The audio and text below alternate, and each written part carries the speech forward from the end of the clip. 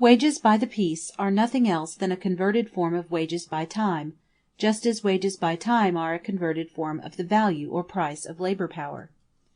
In piece wages it seems at first sight as if the use value bought from the laborer was, not the function of his labor power, living labor, but labor already realized in the product, and as if the price of this labor was determined, not as with time wages, by the fraction equals daily value of labor power over the working day of a given number of hours, but by the capacity for the work of the producer. Footnote: the system of piecework illustrates an epoch in the history of the working man.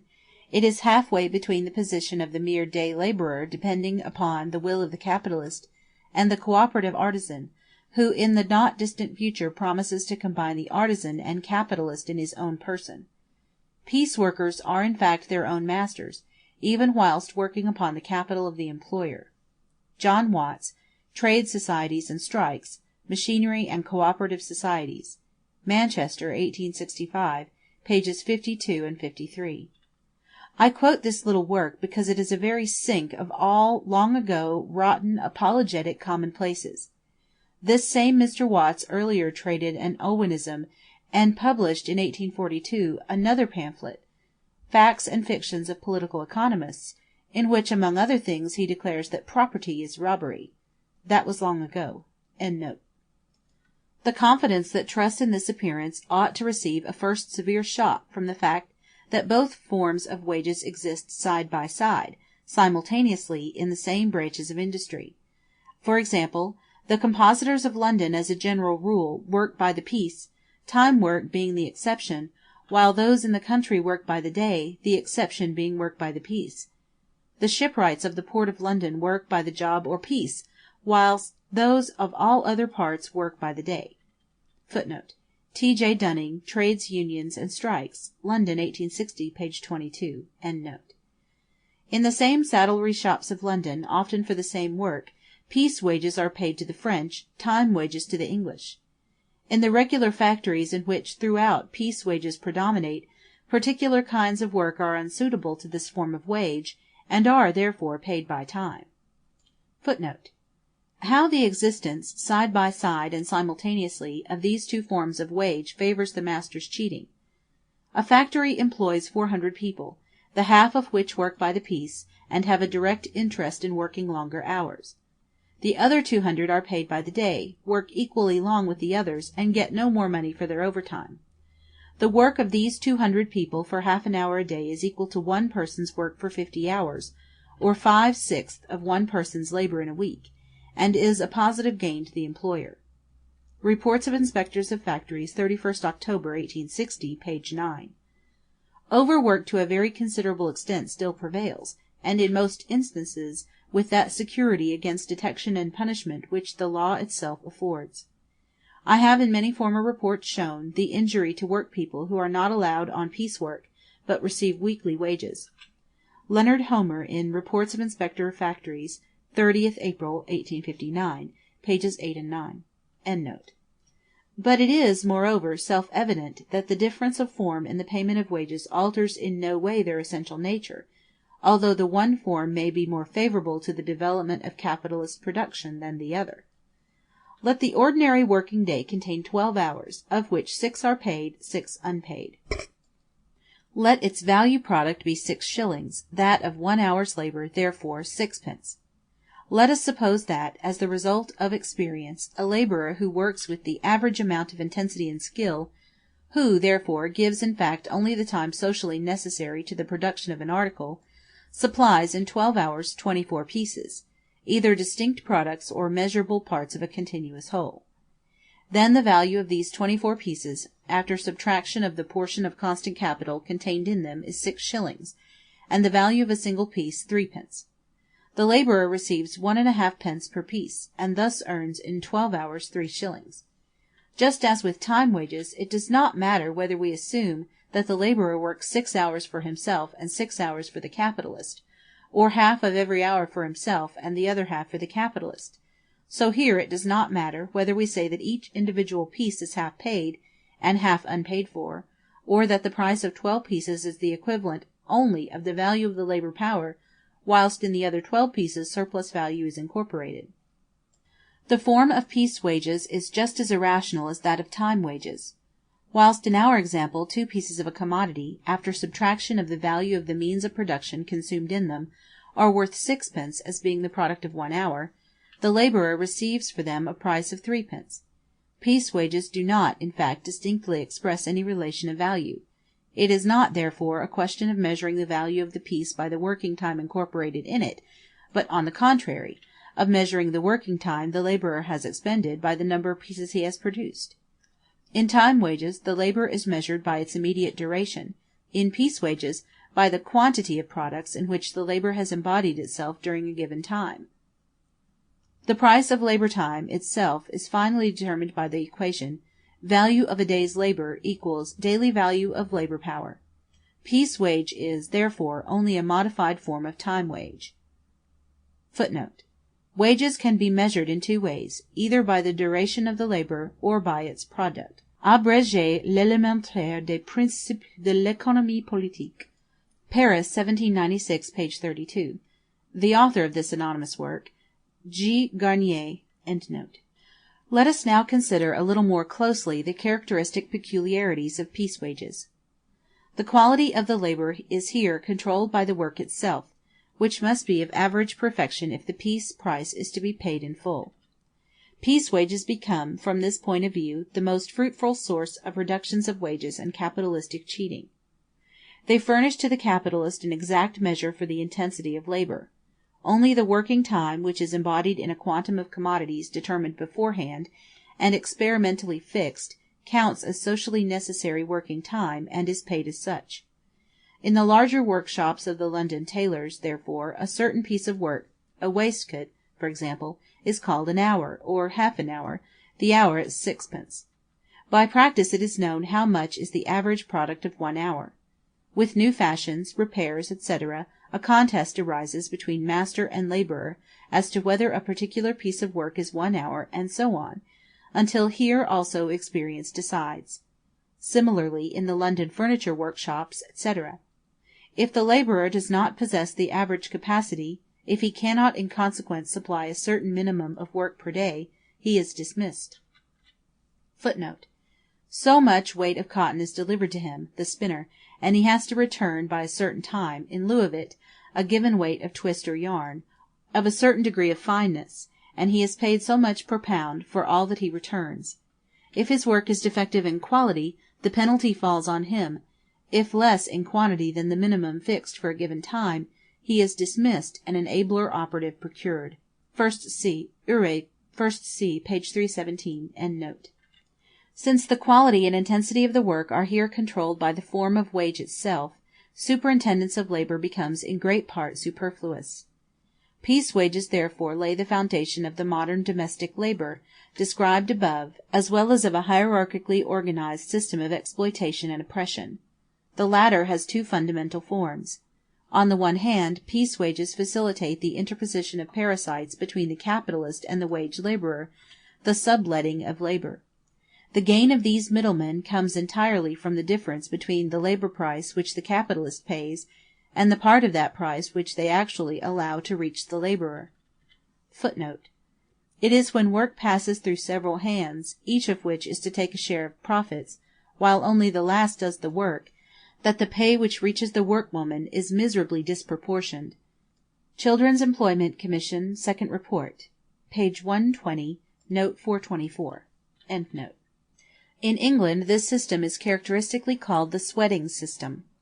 On the other hand, piece wage allows the capitalist to make a contract for so much per piece with the head laborer in manufactures, with the chief of some group, in mines with the extractor of the coal, in the factory with the actual machine worker, at a price for which the head laborer himself undertakes the enlisting and payment of his assistant workpeople. The exploitation of the laborer by capital is here effected through the exploitation of the laborer by the laborer. Footnote: Even Watts, the apologetic, remarks, "It would be a great improvement to the system of piecework if all the men employed on a job were partners in the contract, each according to his abilities, instead of one man being interested in overworking his fellows for his own benefit." First see page 53. On the vileness of this system, see, for example, Children's Employment Commission Report the 3rd, page 66, note 22, page 11, note 124, page 11, note 13, 53, 59, and etc. End note. Given piece wage, it is naturally the personal interest of the laborer to strain his labor power as intensely as possible. This enables the capitalist to raise more easily the normal degree of intensity of labor. Footnote: this spontaneous result is often artificially helped along, i.e., in the engineering trade of London, a customary trick is the selecting of a man who possesses superior physical strength and quickness as the principal of several workmen, and paying him an additional rate, by the quarter or otherwise, with the understanding that he is to exert himself to the utmost to induce the others, who are only paid the ordinary wages, to keep up to him. Without any comment, this will go far to explain many of the complaints of stinting the action, superior skill, and working power made by the employers against the men. In Trades Unions, Dunning, 1st C, pages 22 and 23. As the author is himself a laborer and secretary of a trades union, this might be taken for exaggeration. But the reader may compare the highly respectable Cyclopedia of Agriculture of J.C. Morton, article The Laborer, where this method is recommended to the farmers as an approved one. End note. It is, moreover, now the personal interest of the laborer to lengthen the working day, since with it his daily or weekly wages rise. This gradually brings on a reaction like that already described in time wages, without reckoning that the prolongation of the working day, even if the piece wage remains constant, includes of necessity a fall in the price of the labor. Footnote: all those who are paid by piecework profit by the transgression of the legal limits of work. This observation as to the willingness to work overtime is especially applicable to the women employed as weavers and reelers. Report of Inspector of Factories, 30th April, 1858, page 9. This system, piecework, so advantageous to the employer, tends directly to encourage the young potter greatly to overwork himself during the 4 or 5 years during which he is employed in the piecework system, but at low wages. This is another great cause to which the bad constitutions of the potters are to be attributed. Children's Employment Commission First Report, page 8. End note.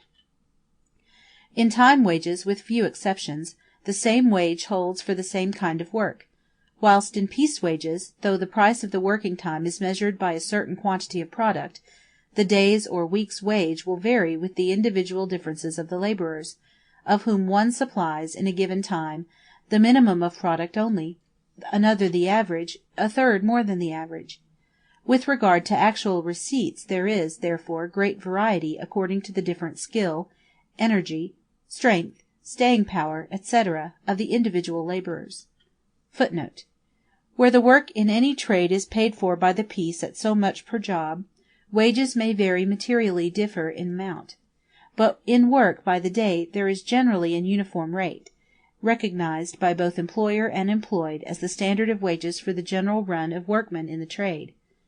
Dunning, 1st C, page 17. End note.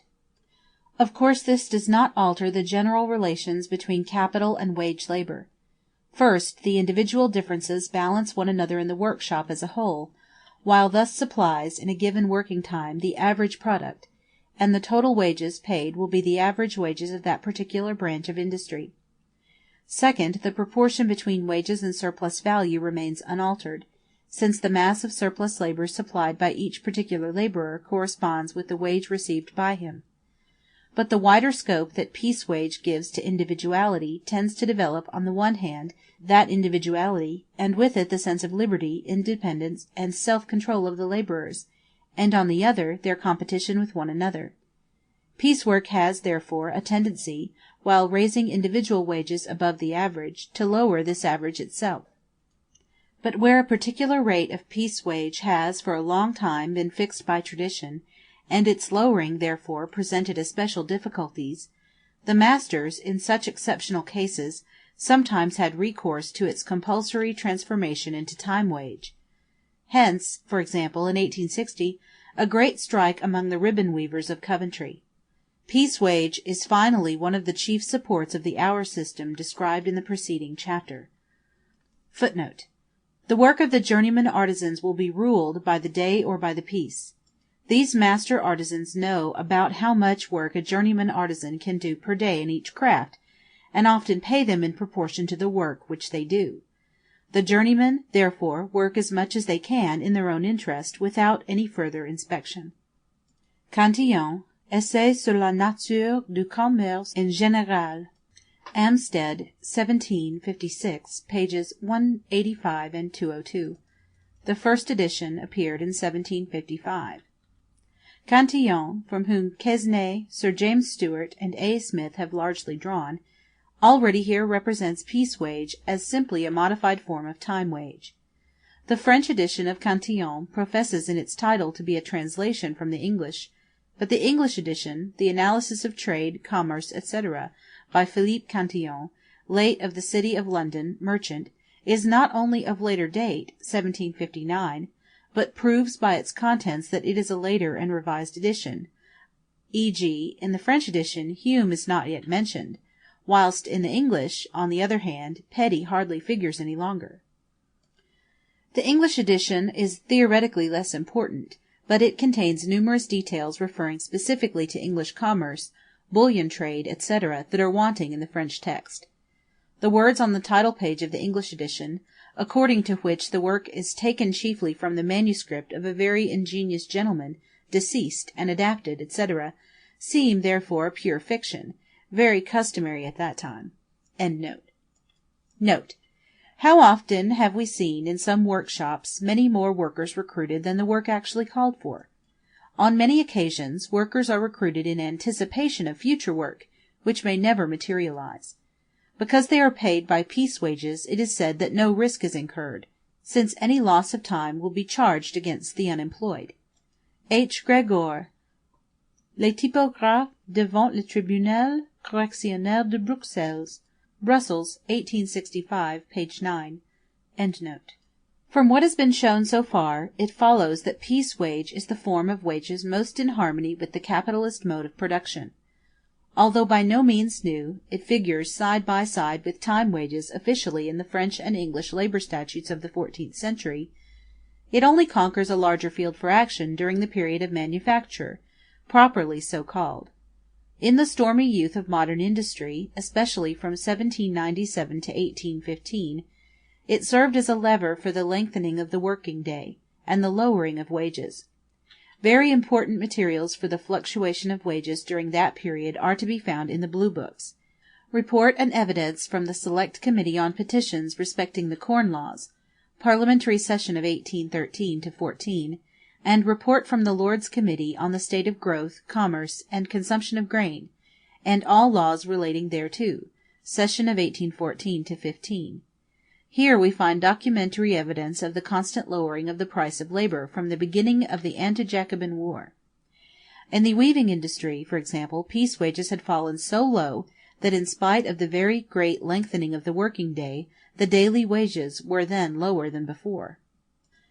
The real earnings of the cotton weaver are now far less than they were.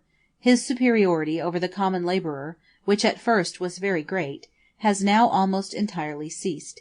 Indeed, the difference in the wages of skilful and common labor is far less now than at any former period. Remarks on the Commercial Policy of Great Britain, London, 1815. How little the increased intensity and extension of labor through piece wages benefited the agricultural proletariat, the following passage borrowed from a work on the side of the landlords and farmers shows. By far the greater part of agricultural operations is done by people who are hired for the day or on piecework. Their weekly wages are about 12 shillings, and although it may be assumed that a man earns on piecework under the greater stimulus to labor 1 shilling or perhaps 2 shillings more than on weekly wages, yet it is found, on calculating his total income, that his loss of employment during the year outweighs this gain. Further, it will generally be found that the wages of these men bear a certain proportion to the price of the necessary means of subsistence, so that a man with 2 children is able to bring up his family without recourse to parish relief. Footnote: A Defence of the Landowners and Farmers of Great Britain, 1814, pages 4 and 5.] Malthus at that time remarked with reference to the facts published by Parliament: "I confess that I see with misgiving the great extension of the practice of piece wage. Really hard work during 12 or 14 hours of the day, or for any longer time, is too much for any human being." [Footnote: Malthus, Inquiry into the Nature and Progress of Rent, London, 1815.] In the workshops under the Factory Acts, piece wages became the general rule, because capital can there only increase the efficacy of the working day by intensifying labor. [Footnote: Those who are paid by piecework constitute probably 4/5 of the workers in the factories. Report of the Inspector of Factories, 30th April, 1858.] With the changing productiveness of labor, the same quantum of product represents a varying working time. Therefore, piece wage also varies, for it is the money expression of a determined working time. In our example above, 24 pieces were produced in 12 hours, whilst the value of the product of the 12 hours was 6 shillings, the daily value of labor power 3 shillings, the price of the labor hour 3 pence, and the wage for one piece 1/2 pence. In one piece half an hour's labor was absorbed. If the same working day now supplies, in consequence of the doubled productiveness of labor, 48 pieces instead of 24, and all other circumstances remain unchanged, then the piece wage falls from 1.5 pence to 3/4 pence, as every piece now only represents 1/4 instead of 1/2 of a working hour. 24 by 1.5 pence equals 3 shillings, and in like manner 48 by 3/4 pence equals 3 shillings. In other words, piece wage is lowered in the same proportion as the number of pieces produced in the same time rises, and therefore as the working time spent on the same piece falls. This change in piece wage, so far purely nominal, leads to constant battles between capitalist and labor. Either because the capitalist uses it as a pretext for actually lowering the price of labor, or because increased productive power of labor is accompanied by an increased intensity of the same, or because the laborer takes seriously the appearance of piece wages, viz., that his product is paid for and not his labor power, and therefore revolts against a lowering of wages, unaccompanied by a lowering in the selling price of the commodity. [Footnote: The productive power of his spinning machine is accurately measured, and the rate of pay for work done with it decreases with, though not as, the increase of its productive power. Urey, 1st C, page 317. This last apologetic phrase Urey himself again cancels. The lengthening of the mule causes some increase of labor, he admits. The labor does therefore not diminish in the same ratio as its productivity increases. Further, by this increase the productive power of the machine will be augmented 1/5. When this event happens, the spinner will not be paid at the same rate for work done as he was before, but as that rate will not be diminished in the ratio of 1/5, the improvement will augment his money earnings for any given number of hours' work. But the foregoing statement requires a certain modification. The spinner has to pay something additional for juvenile aid out of his additional 6pence, accompanied by displacing a portion of adults. 1st C, page 321, which has in no way a tendency to raise wages. The operatives carefully watch the price of the raw material and the price of manufactured goods, and are thus enabled to form an accurate estimate of their master's profit. [Footnote: H. Fawcett, The Economic Position of the British Labourer. Cambridge and London, 1865, page 178.] The capitalist rightly knocks on the head such pretensions as gross errors as to the nature of wage labor. He cries out against this usurping attempt to lay taxes on the advance of industry, and declares roundly that the productiveness of labor does not concern the laborer at all. [Footnote: In the London Standard of October 26, 1861, there is a report of proceedings of the firm of John Bright and Company before the Rochdale magistrates, to prosecute for intimidation the agents of the Carpet Weavers' Trades Union. Bright's partners had introduced new machinery which would turn out 240 yards of carpet in the time with the labor previously required to produce 160 yards. The workmen had no claim whatever to share in the profits made by the investment of their employer's capital in mechanical improvements. Accordingly, Messrs. Bright proposed to lower the rate of pay from 1½ per yard to 1 pence, leaving the earnings of the men exactly the same as before for the same labor. But there was a nominal reduction, of which the operatives, it is asserted, had not fair warning beforehand. Footnote: Trades unions, in their desire to maintain wages, endeavor to share in the benefits of improved machinery. Quelle horreur! The demanding higher wages, because labor is abbreviated, is, in other words, the endeavor to establish a duty on mechanical improvements. On Combination of Trades, New Edition, London, 1834, page 42.